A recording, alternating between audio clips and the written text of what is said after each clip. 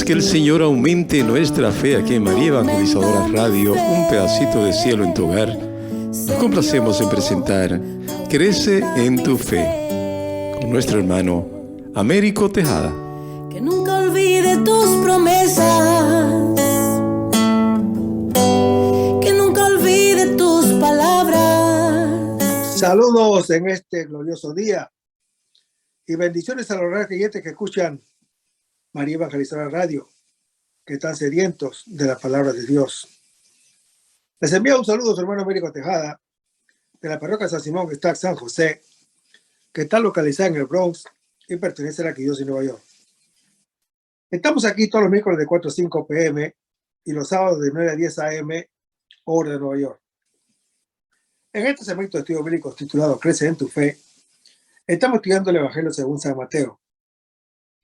La palabra evangelio, de procedencia griega, significa originalmente la buena noticia y se empleaba para designar la recompensa que se daba al portador de una buena nueva o el sacrificio de acción de gracias que se ofrecía por ella. El apóstol Mateo escribe desde la Palestina para un público de judíos o de cristianos venidos del judaísmo. Luego, un público que conocía al dedillo el Antiguo Testamento y que vibraba en sus expectaciones mesiánicas.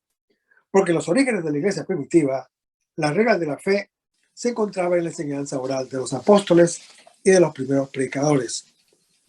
Andando el tiempo, se sintió la urgencia de designar o de consignar por escrito las enseñanzas del maestro y los rasgos sobresalientes de su vida.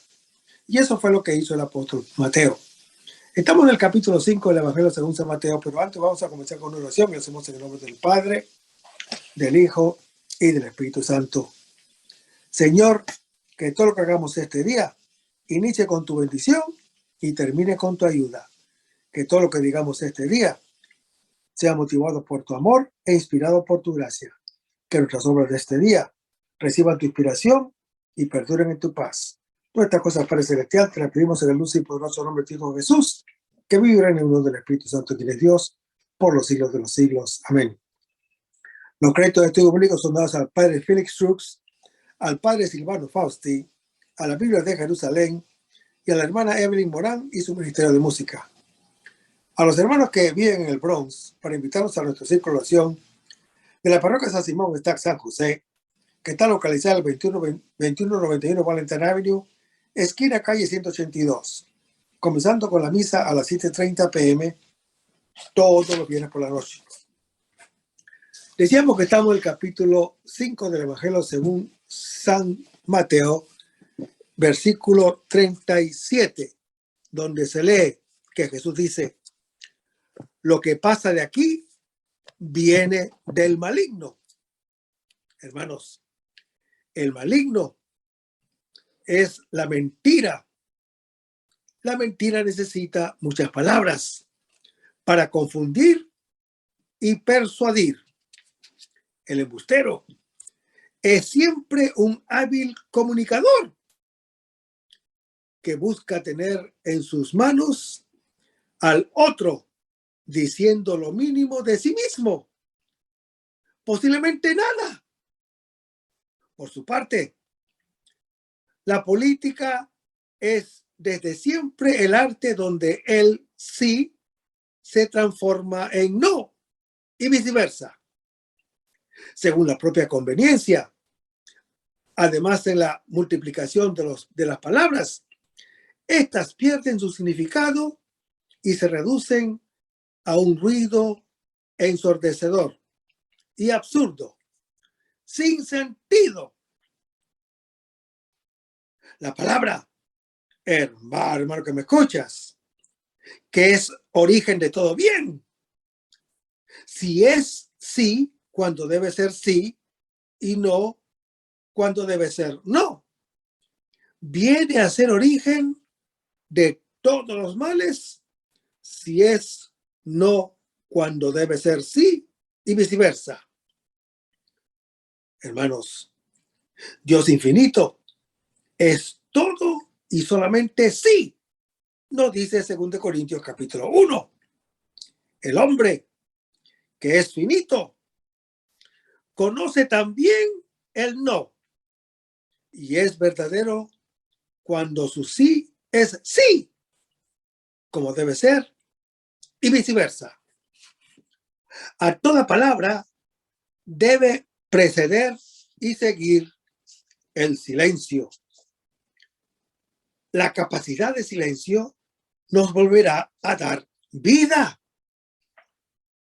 Y en el versículo 38 leemos que Jesús dice, ojo por ojo y diente por diente. Y esto lo podemos leer en el Antiguo Testamento, como está en Éxodo capítulo 21, Levítico capítulo 24 y en Génesis capítulo 9.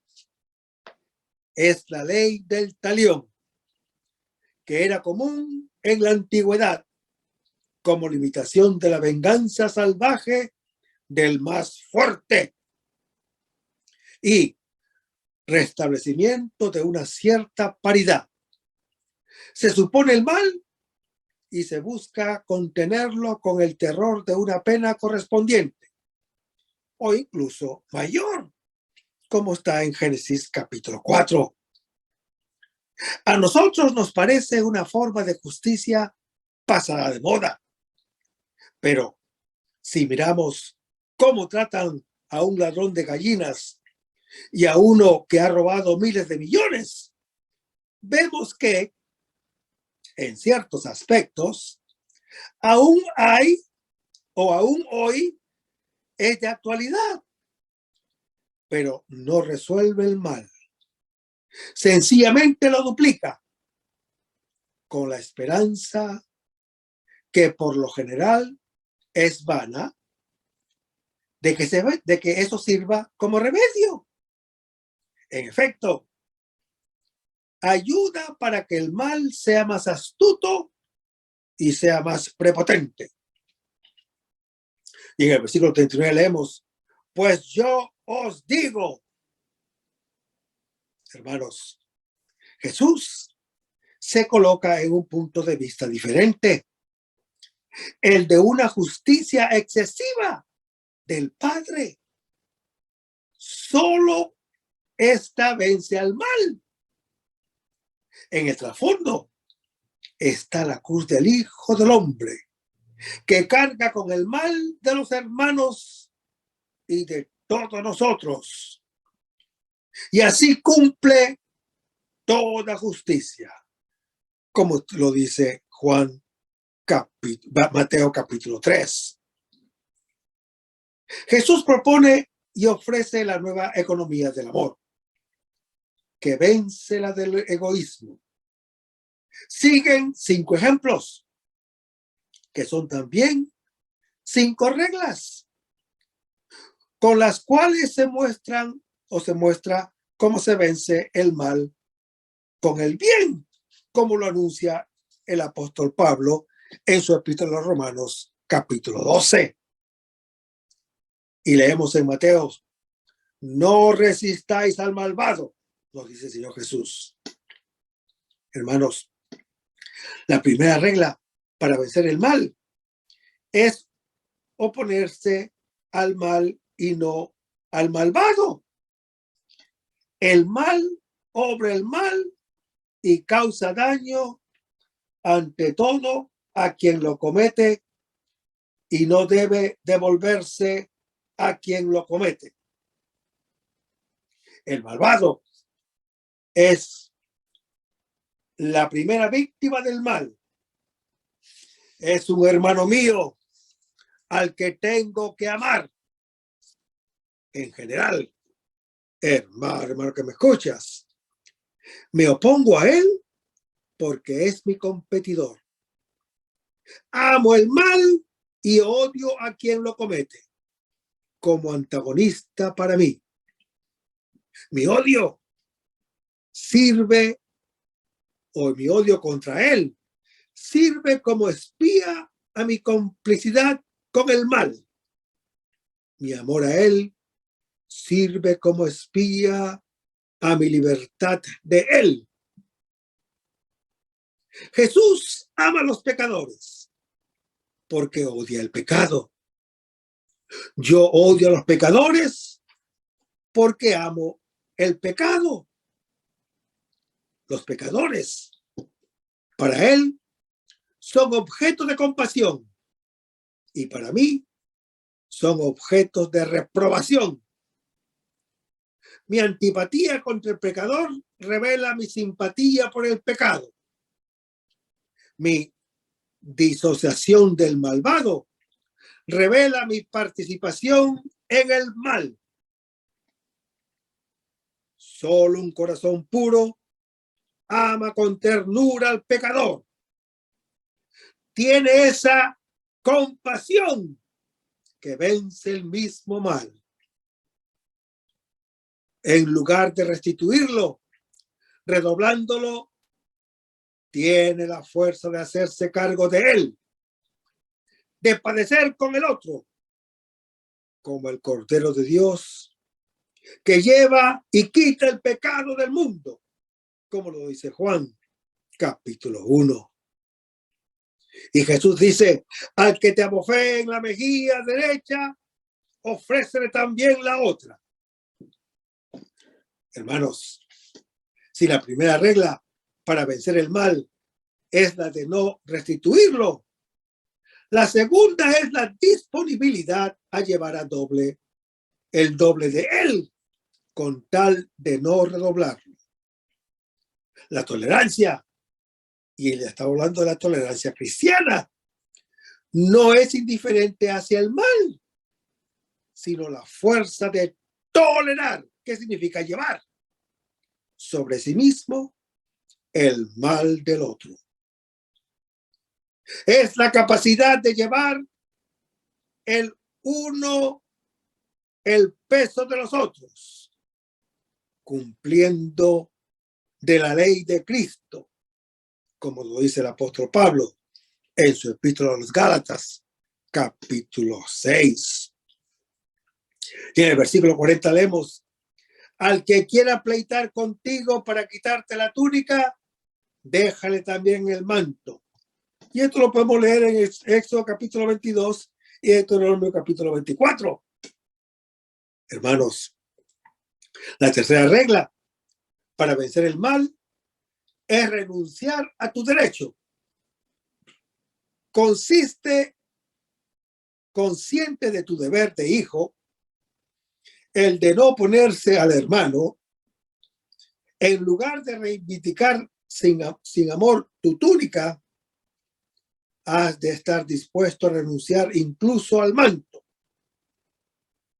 La desnudez del hijo en la cruz fue la victoria contra la rapacidad de Adán. Y en el versículo 41 leemos, al que te obligue a andar una milla, vete con él 2, nos dice el Señor Jesús. Hermanos, la cuarta regla se refiere a las vejaciones. Todo hombre es hijo de Dios, el gran rey. Y tú tienes el deber de ayudarlo a llevar sus cargas. Las necesidades del otro son tus deberes.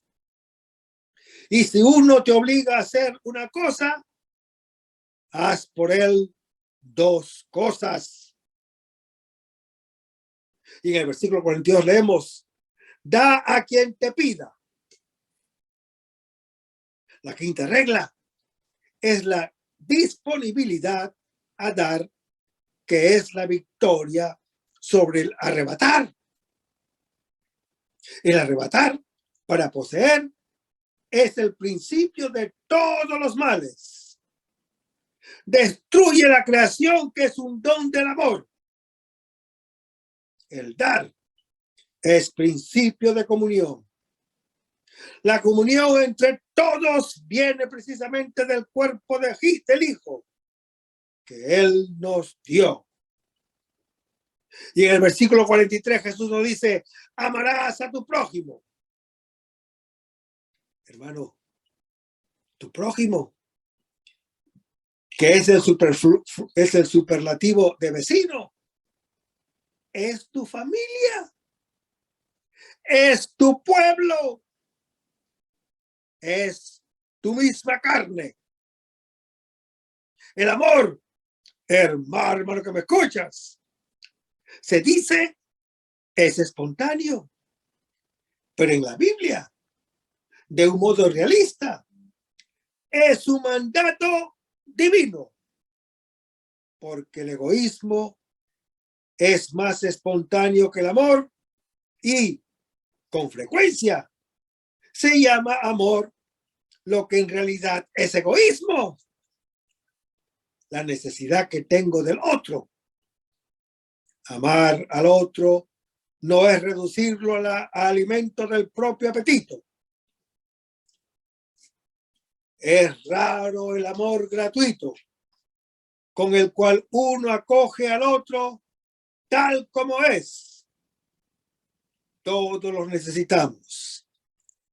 Quien no es amado ni acogido por ninguno, no existe.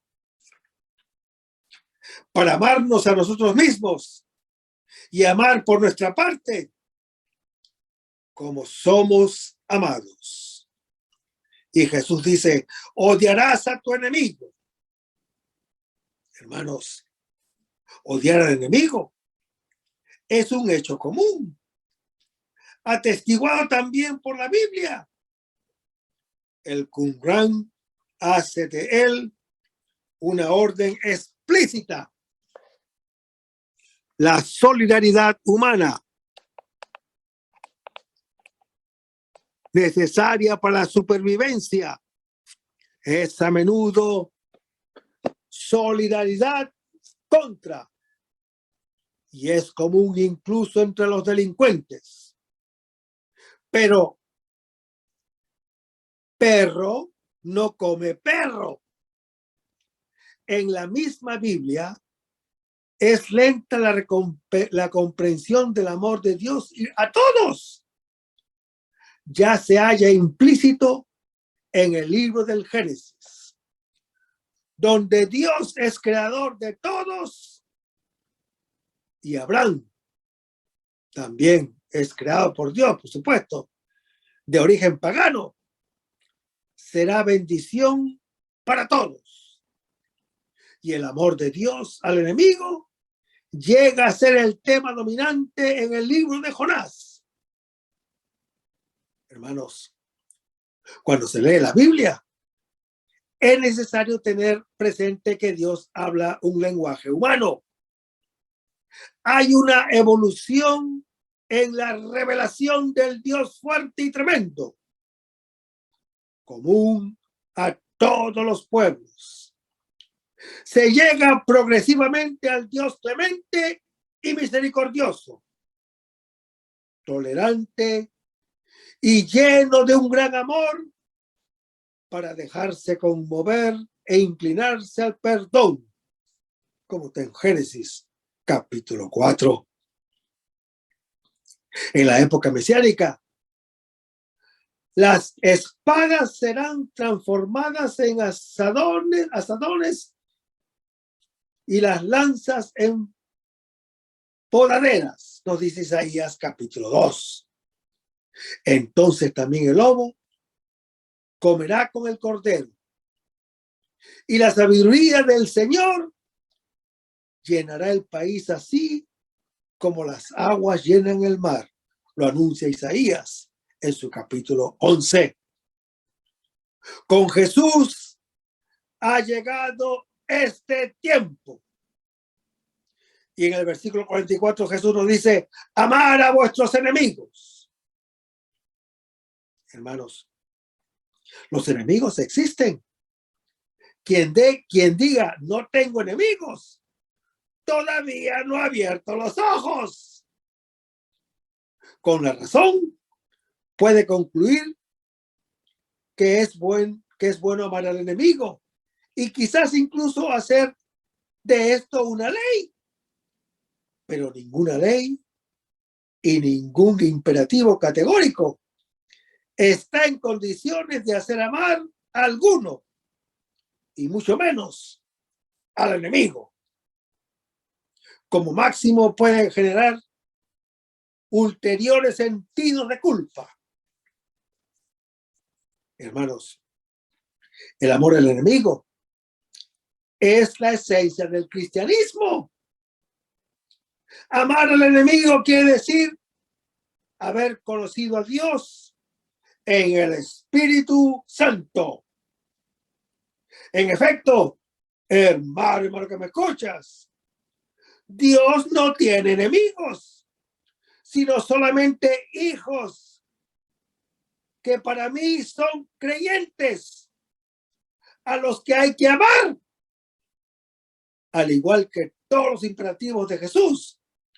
No se trata de cargas imposibles, sino de dones liberadores.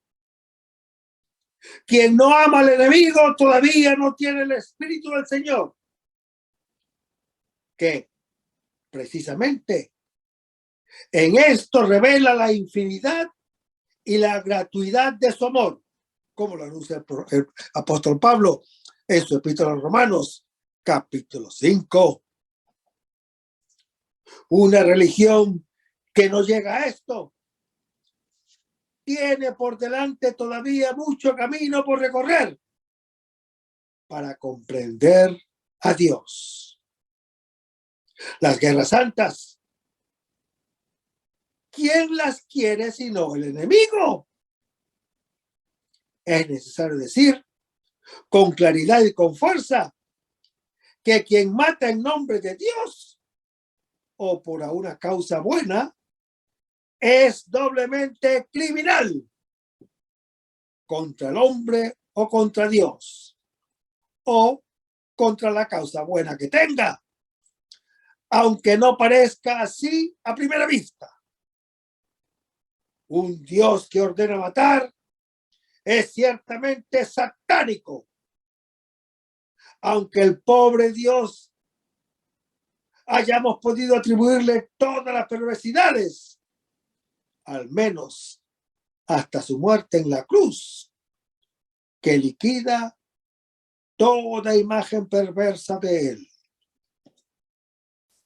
Hermanos, el amor al enemigo es índice de que uno está libre del mal.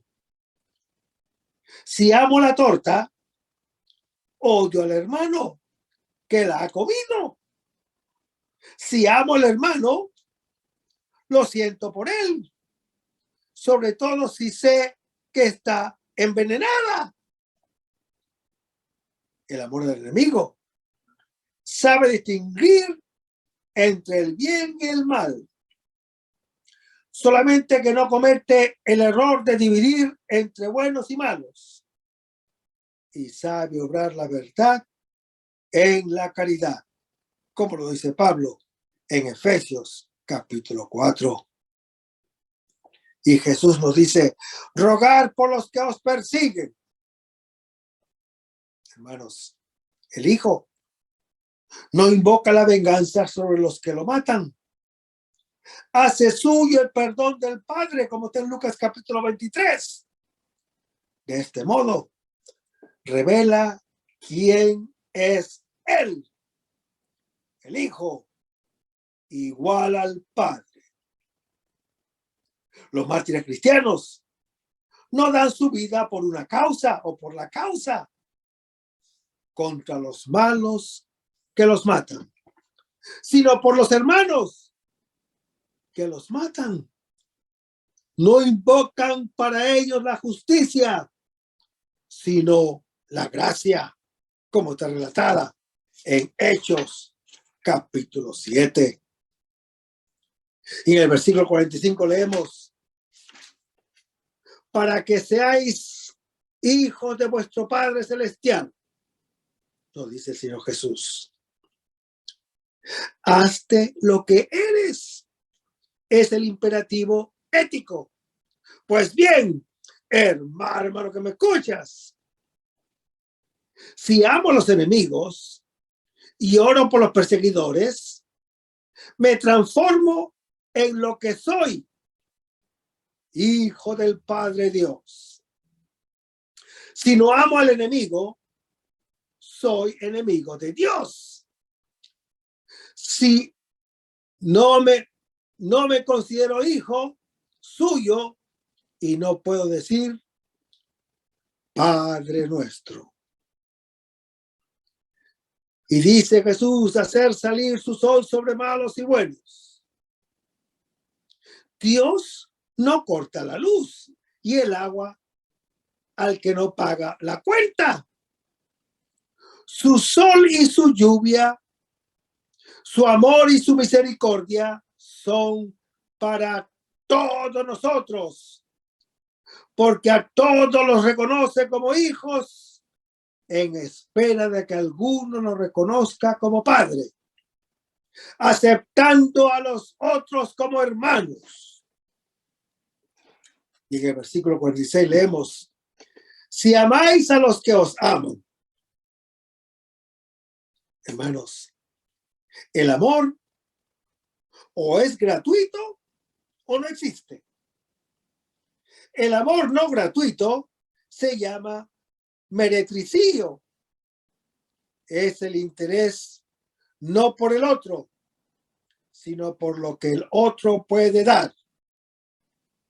Y Jesús dice, ¿qué recompensa vais a tener? Lucas, en lugar de la palabra recompensa, usa el término gracia en Lucas capítulo 6. Mateo no usa nunca este término, que, sin embargo, está implícitamente en su nombre. Mateo significa don de Dios. La recompensa está en conexión con la observancia de la ley. A la observancia de la ley nueva sigue la recompensa nueva. Ser como el Padre, que es amor gratuito y absoluto. Y dice Jesús, ¿no hacen eso mismo también los publicanos? Hermanos, amar por interés es asunto de todos, incluso de los pecadores, y reduce el amor a prostitución. El amor al enemigo, en cambio, es revelación evidente del amor incondicional a Dios. Y en el versículo 47 leemos, si no os saludáis más que a vuestros hermanos. Hermanos, el saludo en hebreo es shalom, que es augurio de paz y de bendición. Solo si es para todos, conozco al Padre de todos. Y en el versículo 48 leemos, pues, dice el Señor Jesús, el sermón de la montaña es una cadena de montañas. Este versículo es el punto de llegada más alto, la cima panorámica desde la cual se ve todo. El apóstol Mateo suele usar versículos sintéticos que concluyen lo que se ha dicho y abren a lo que se dirá. Y Jesús dice, vosotros sed. Para que el imperativo ético no sea absurdo, debe brotar de un indicativo. Debe ser lo que eres. Pero, ¿quién es el hombre? Es hijo de Dios, llamado a llegar a ser como él. La ética natural es sobrenatural. Puede parecer una contradicción, pero es la condición excéntrica propia de un ser finito que está abierto al infinito. Y Jesús nos dice que tenemos que ser perfectos. Hermanos, esta palabra significa acabado, que no carece de nada. Sed santos porque yo soy santo, lo dice el Levítico capítulo 11. Es el principio de la ley mosaica. El creyente es imagen de Dios. es el mismo solamente si es como Él, el Santo. La santidad es un atributo exclusivo de Dios. Solo Él es Dios santo, distinto de todos. La suya es una alteridad que conocemos a través de Jesús. Es la del Padre que ama a justos y pecadores. En la cruz, donde todo quedará cumplido, como está relatado en Juan capítulo 19, y Él será reconocido como el Hijo, como está en Mateo capítulo 27. Vemos la santidad del Padre, del cual Él es la realización perfecta. Esta santidad no separa del mundo ni del pecador, sino que se transforma en compasión que se compromete en todas las situaciones. Misericordia que entra en cada miseria.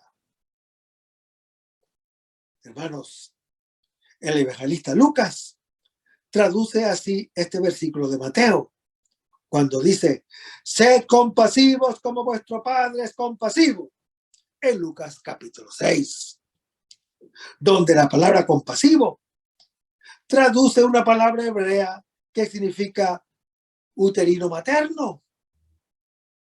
La característica de Dios Padre es su esencia como madre. El cristianismo no es una religión de la ley mosaica, sino la libertad de la libertad, sino de la libertad de amar como somos amados. En ella se cumple toda justicia. Hermanos, el que ama es libre y no le hace el mal a ningún otro. Quien obra el mal es todavía esclavo de la ley mosaica que quebranta. La misericordia purifica más que cualquier santidad y divide a justos e injustos.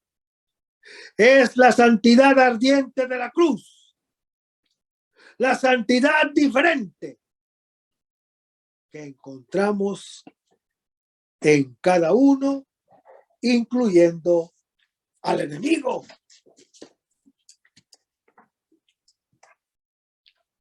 El sermón de la montaña, después de las bienaventuranzas y otras palabras introductorias, dedica el resto del capítulo 5 al primer gran tema, que es: ¿qué actitud ha de tener el cristiano frente a la ley de Moisés? Este era un problema muy discutido entre los primeros cristianos, pues San Pablo decía que la ley de Moisés ya no tenía ninguna vigencia para nosotros, mientras Santiago y los suyos la consideraban todavía obligatoria. Ambas partes tenían su punto de verdad.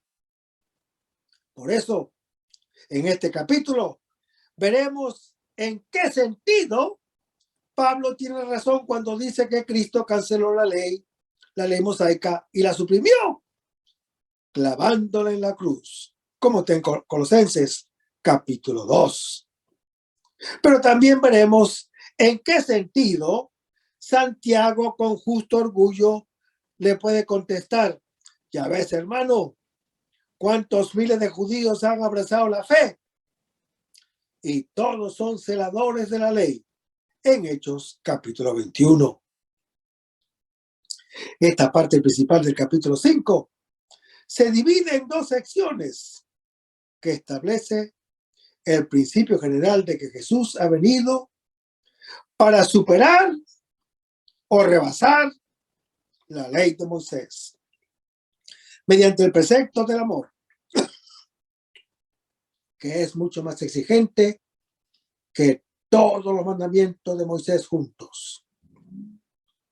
Este capítulo 5, que ilustra con 5 ejemplos concretos cómo el amor resulta más exigente que los preceptos específicos de Moisés. Aquí en el capítulo 5 de Mateo, Jesús dice que Él no ha venido para abolir la ley mosaica, por supuesto, sino ahora ya todo el mundo pudiera hacer lo que le da la gana, la real gana. Matar a quien se le antoje, adulterar con quien quiera, divorciarse cuando guste y muchas otras cosas, otras variaciones más. No, hermano que me escuchas, no. Jesús no ha venido para permitir el mal vivir, o para legalizar los desafueros, para legalizar la anarquía o la ilegalidad. En este sentido, hermano que me escuchas, por tanto, dice que no ha venido para abolir la ley mosaica y los profetas. Y a esto se refieren los versículos 18 y 19, que son los principios morales que estaban en la base de la ley mosaica y que siguen en vigor. Pero añade que vino para cumplir la ley o darle cumplimiento.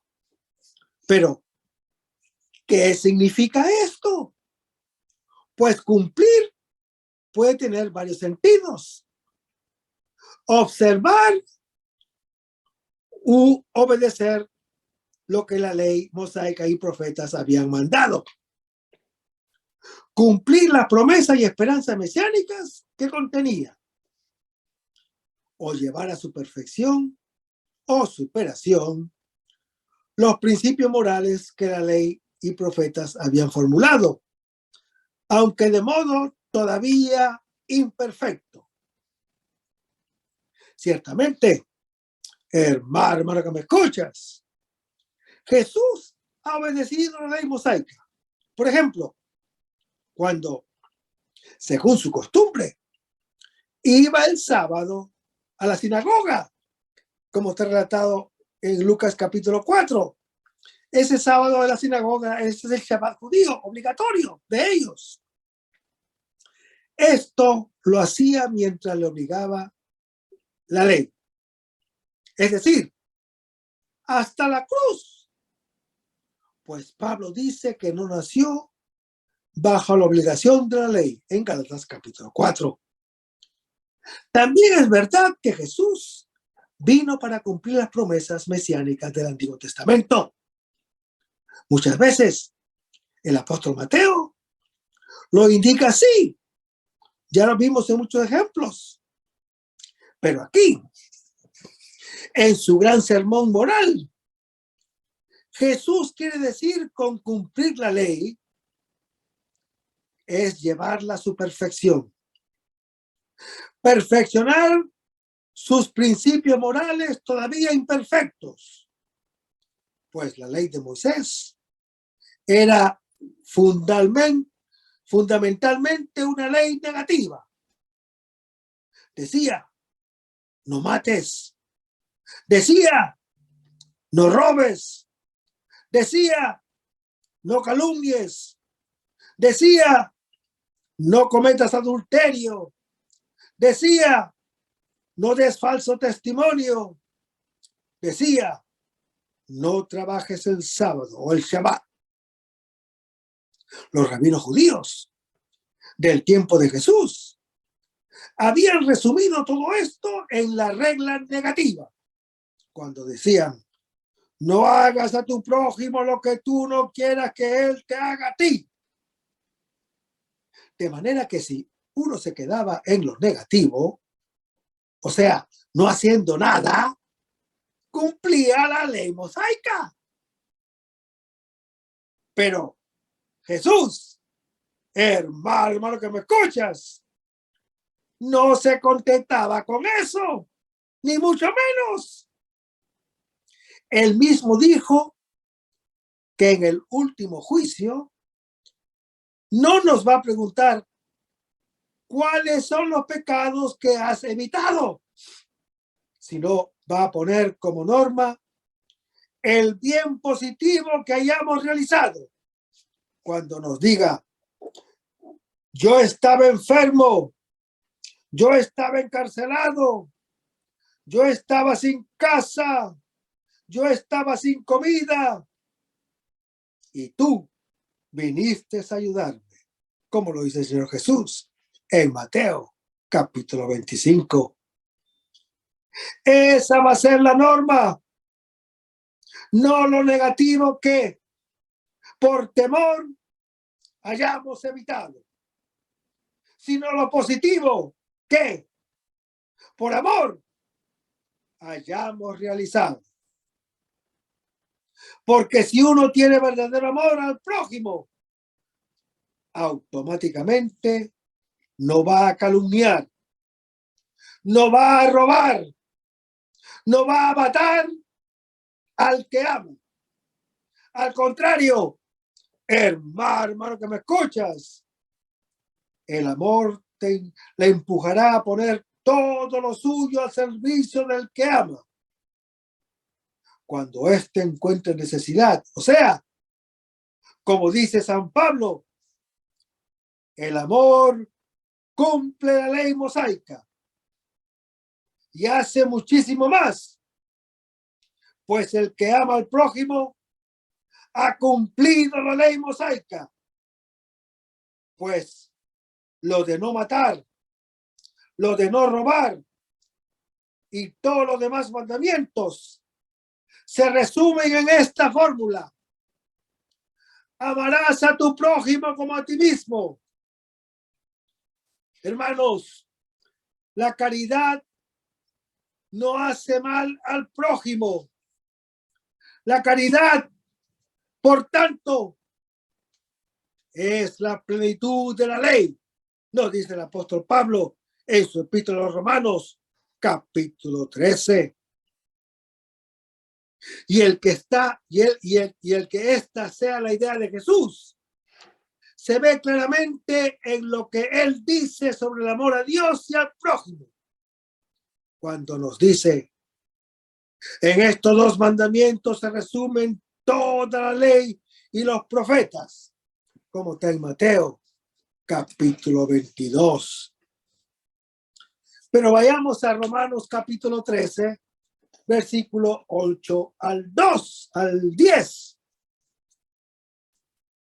Hermanos, de las obligaciones hacia el Estado, pasa el apóstol Pablo al deber que cada creyente tiene hacia todos los hombres, miembros de la gran familia humana, unificada en Cristo, según lo dice Gálatas capítulo 3.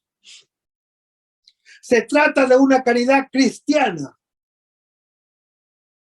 ágape, que es un amor activo, que es un amor estable, que es un amor perseverante y universal, que es participación en el hombre del amor mismo de Dios Padre, según Romanos capítulo 5. El mandamiento nuevo cumple la ley bajo el impulso del Espíritu Santo. Esta justicia de la ley, cuyo cumplimiento solo es posible por la unión con Cristo por la fe, se resume en el mandamiento del amor. El prójimo no es solamente el hermano de raza o hermano en la fe, sino todo hombre, incluso el enemigo. El amor del prójimo tiene su fuente en Dios, según lo dice 2 Corintios capítulo 13, pero también en el Hijo, según Romanos capítulo 8, y también en el Espíritu Santo, según Romanos capítulo 5. Es, pues, hermano que me escuchas, la prueba del amor de Dios, según Primera de Juan, capítulo 3. Exige la entrega de sí mismo para el servicio, para la ayuda, según Romanos capítulo 12. Este amor, hermano que me escuchas, objeto del mandamiento supremo, unido al del amor de Dios, se prueba por el cumplimiento de los mandamientos. Resumen de toda perfección y se expansionará en la visión y posesión de los bienes eternos.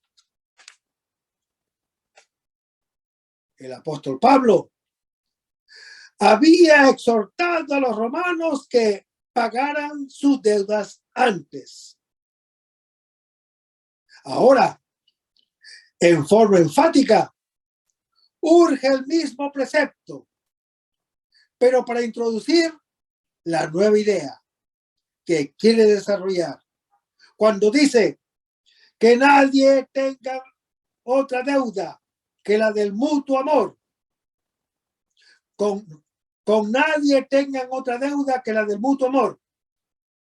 Hermanos, el amor mutuo es una deuda permanente que hay que pagar cada día y que, sin embargo, nunca se podrá considerar saldada.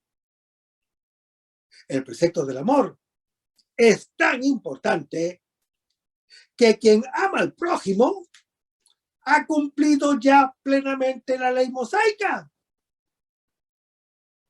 Hermanos, la ley no es aquí solo la ley mosaica, sino toda ley que norme las relaciones humanas.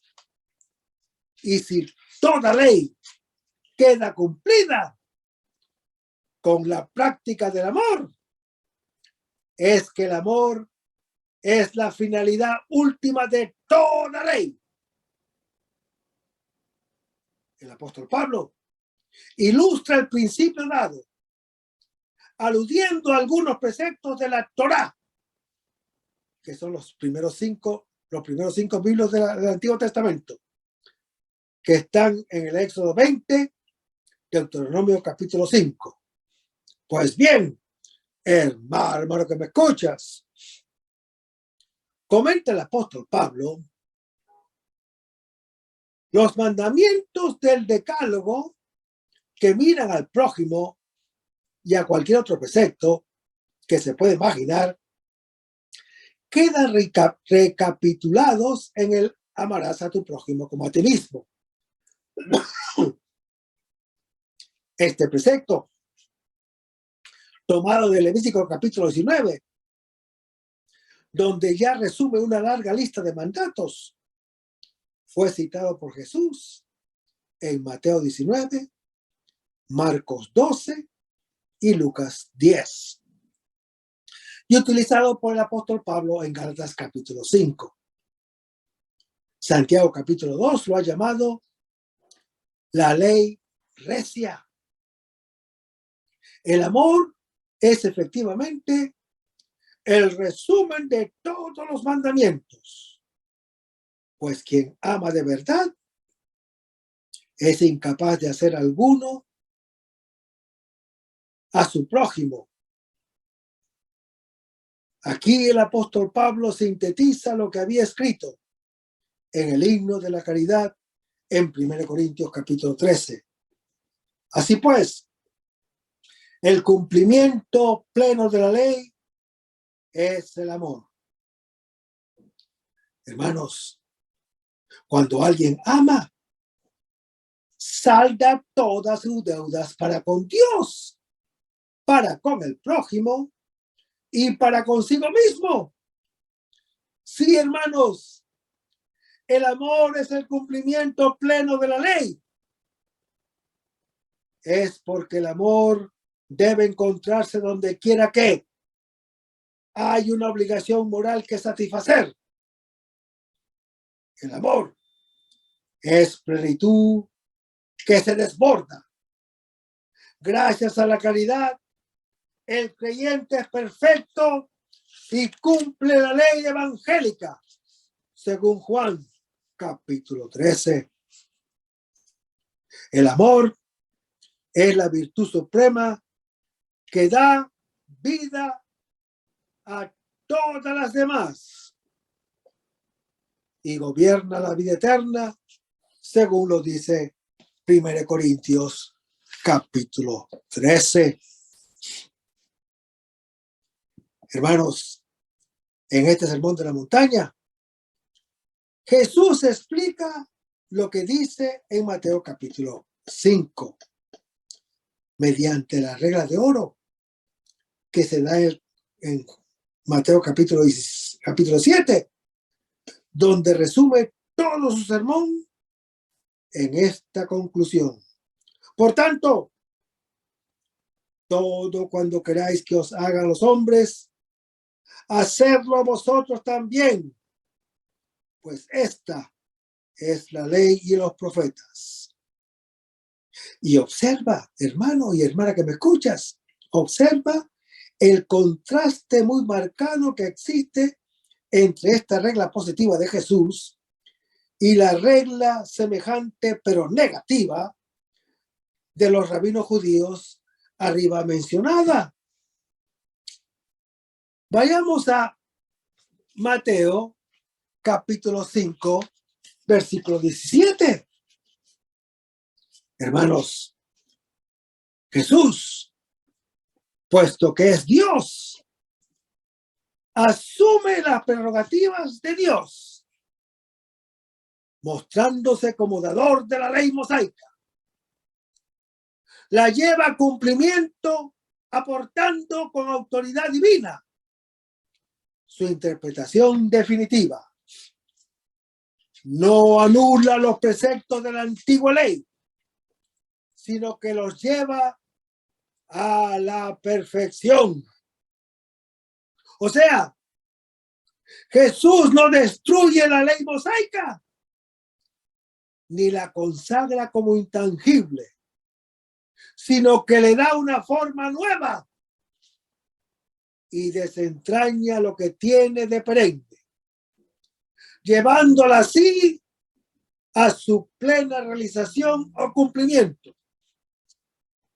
Como cuando dijo, ni tampoco se echa vino nuevo en vasijas viejas, pues de otro modo las vasijas revientan, el vino se derrama y las vasijas se echan a perder, sino que el vino nuevo se echa en vasijas nuevas y así ambos se conservan, como lo dijo en Mateo capítulo 9.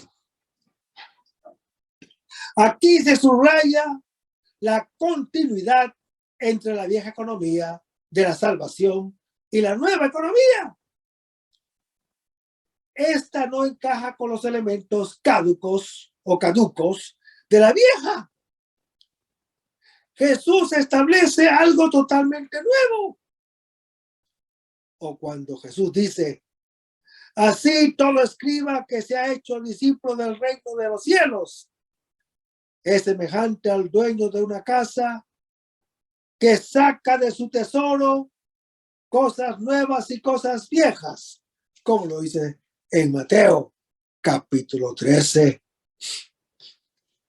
Hermanos, aquí Jesús está diciendo que el escriba judío convertido al cristianismo posee y administra la antigua alianza, perfeccionada con la nueva. Es también una invitación a los discípulos para que creen nuevas parábolas. Ningún detalle de la ley mosaica escapa a esta perfección.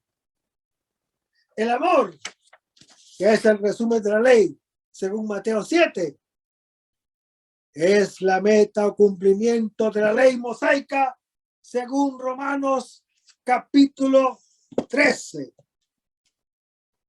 Así entendemos el capítulo 5 de Mateo, donde Jesús dice que si nuestra justicia, es decir, nuestra rectitud, nuestra virtud, nuestra moralidad, no es más grande que la de los escribas y fariseos, no podemos entrar en el reino de los cielos.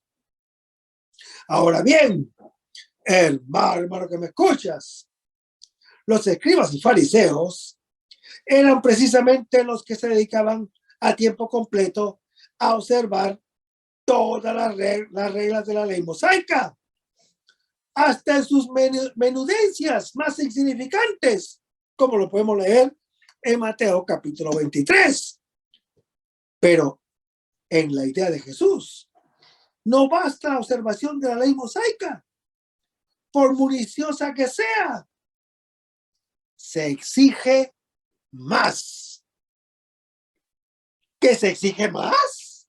O sea, ¿qué se exige de más? Se exige la caridad. Se exige el amor.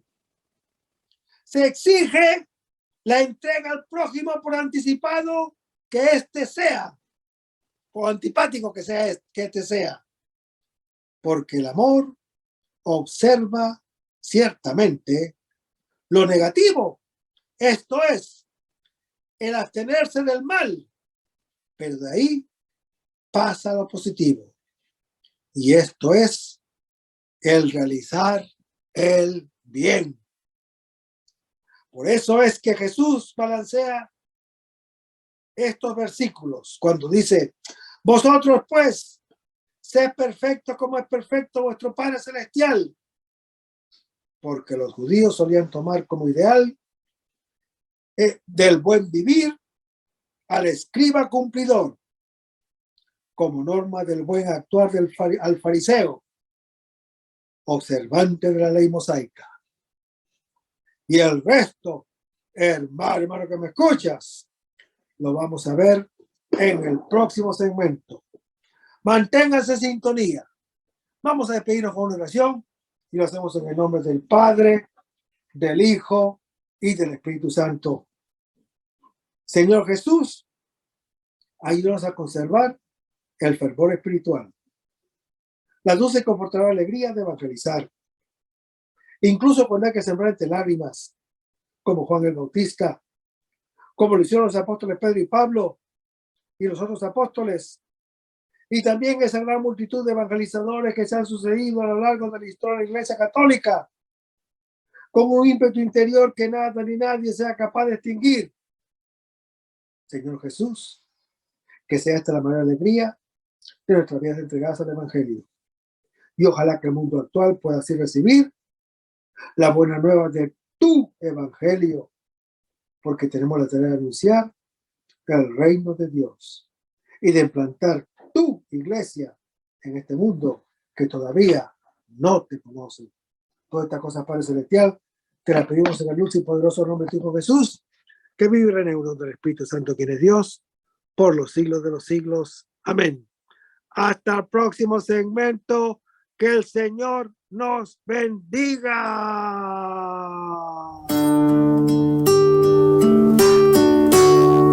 Aumenta mi fe, Señor, aumenta mi fe. Porque queremos.